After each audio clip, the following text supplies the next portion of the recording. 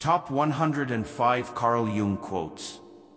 You are what you do, not what you say you'll do. Until you make the unconscious conscious, it will direct your life and you will call it fate. Thinking is difficult, that's why most people judge. I am not what happened to me, I am what I choose to become. What you resist, persists. The privilege of a lifetime is to become who you truly are. Your visions will become clear only when you can look into your own heart. Who looks outside, dreams, who looks inside, awakes. Knowing your own darkness is the best method for dealing with the darknesses of other people. No tree, it is said, can grow to heaven unless its roots reach down to hell. I must also have a dark side if I am to be whole. Everything that irritates us about others can lead us to an understanding of ourselves. The meeting of two personalities is like the contact of two chemical substances. If there is any reaction, both are transformed. The first half of life is devoted to forming a healthy ego, the second half is going inward and letting go of it. The best political, social, and spiritual work we can do is to withdraw the projection of our shadow onto others. Synchronicity is an ever-present reality for those who have eyes to see. Even a happy life cannot be without a measure of darkness, and the word happy would lose its meaning if it were not balanced by sadness. Every form of addiction is bad, no matter whether the narcotic be alcohol, morphine, or idealism. Shame is a soul-eating emotion. Who looks outside, dreams, who looks inside, awakes. Wholeness is not achieved by cutting off a portion of one's being, but by integration of the contraries. As far as we can discern, the sole purpose of human existence is to kindle a light of meaning in the darkness of mere being. To ask the right question is already half the solution of a problem. There is no coming to consciousness without pain. People will do anything, no matter how absurd, in order to avoid facing their own soul. One does not become enlightened by imagining figures of light, but by making the darkness conscious. Life really does begin at 40. Up until then, you are just doing research. Everyone you meet knows something you don't know but need to know. Learn from them. People will do anything, no matter how absurd, to avoid facing their own souls. Solitude is for me a fount of healing which makes my life worth living. Talking is often a torment for me, and I need many days of silence to recover from the futility of words. Normality is a fine ideal for those who have no imagination. Nothing has a stronger influence psychologically on their environment and especially on their children than the unlived life of the parent. Wisdom accepts that all things have two sides. The creation of something new is not accomplished by the intellect but by the play instinct acting from inner necessity. The creative mind plays with the objects it loves. One does not become enlightened by imagining figures of light, but by making the darkness conscious. Embrace your grief, for there your soul will grow. Free will is the ability to do gladly that which I must do. The ability to ask questions is the greatest resource in learning the truth. We cannot change anything until we accept it. Condemnation does not liberate, it oppresses. Mistakes are, after all, the foundations of truth, and if a man does not know what a thing is, it is at least an increase in knowledge if he knows what it is not. In all chaos there is a cosmos, in all disorder a secret order.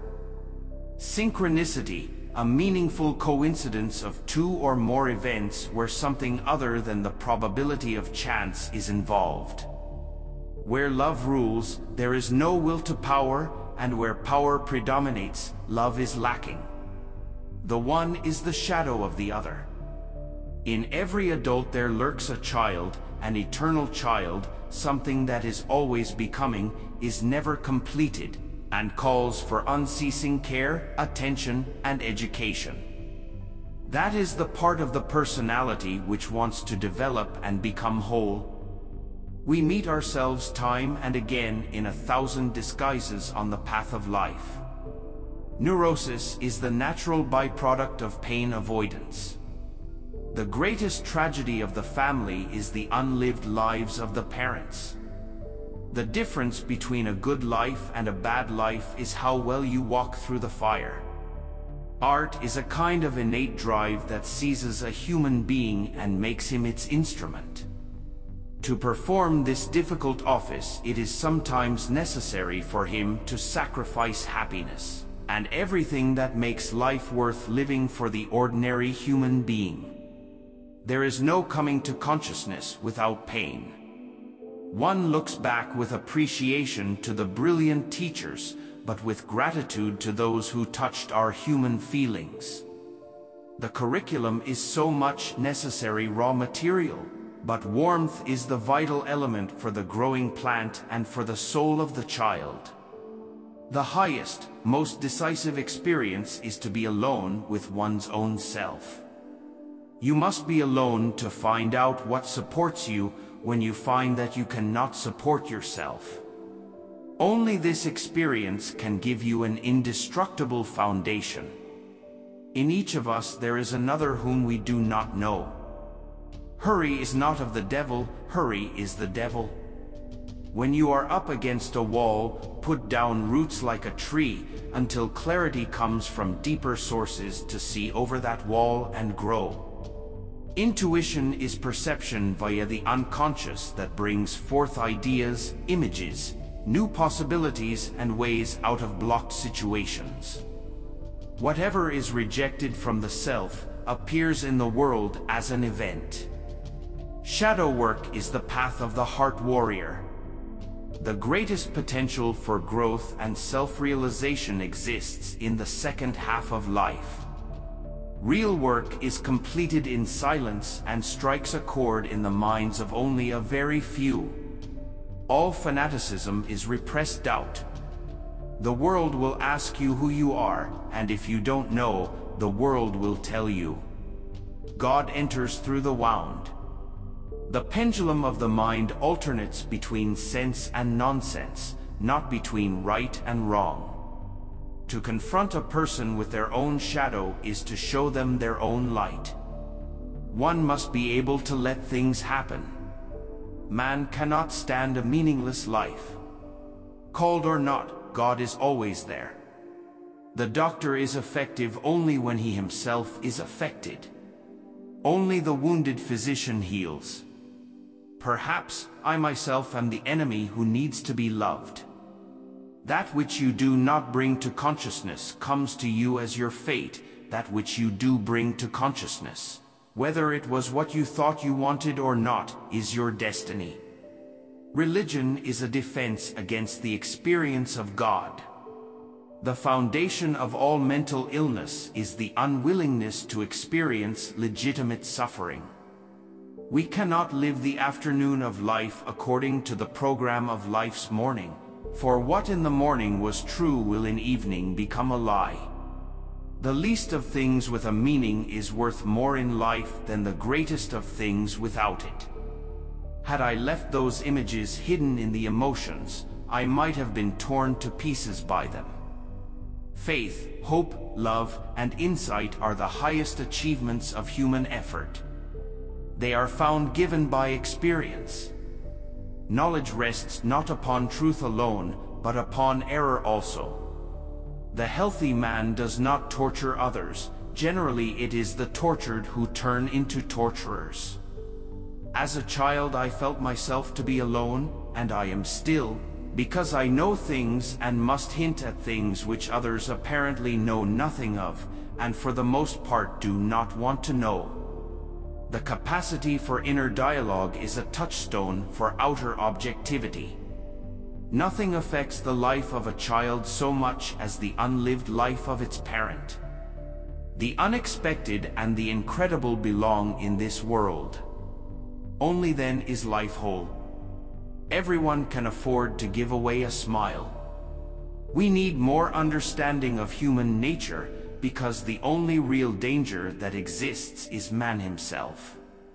Resistance to the organized mass can be effected only by the man who is as well organized in his individuality as the mass itself. Man is the microcosm of the macrocosm. The God on earth is built on the pattern of the God in nature. But the universal consciousness of the real ego transcends a millionfold the self-consciousness of the personal for false ego. What if I should discover that the poorest of the beggars and the most impudent of offenders are all within me, and that I stand in need of the alms of my own kindness, that I, myself, am the enemy who must be loved? What then? So they speak soothingly about progress and the greatest possible happiness, forgetting that happiness is itself poisoned if the measure of suffering has not been fulfilled. Midlife is the time to let go of an over-dominant ego and to contemplate the deeper significance of human existence. The world of gods and spirits is truly nothing but the collective unconscious inside me. The decisive question for man is he related to something infinite or not? That is the telling question of his life. Nothing worse could happen to one than to be completely understood. The self is our life's goal, for it is the completest expression of that fateful combination we call individuality. We want to have certainties and no doubts, results and no experiments, without even seeing that certainties can arise only through doubt and results only thorough experiment. The unconscious wants to flow into consciousness in order to reach the light, but at the same time it continually thwarts itself, because it would rather remain unconscious. That is to say, God wants to become man, but not quite.